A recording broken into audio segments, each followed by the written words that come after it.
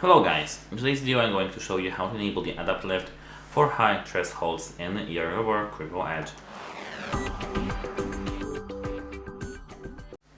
So, at first we need to tap this gear icon over here and scroll down to the Manage Maps. Tap Edit Map over here, and now here, as you can see, we have furniture, no-go zone, and surface, etc. It won't be here. You need to tap the edge surface. As you can see, we have here threshold. Now tap plus, and we can add the threshold somewhere, for example here. Let me round something like this, and the threshold is here. Tap this stick icon to confirm the threshold, and now we do have a threshold here. Our vacuum should automatically adapt to the threshold, but unfortunately we can tap Reactive Obstacle Avoidance, and here tap Less Collision Mode. Here select Balanced to have it set to Balanced, and it will be okay.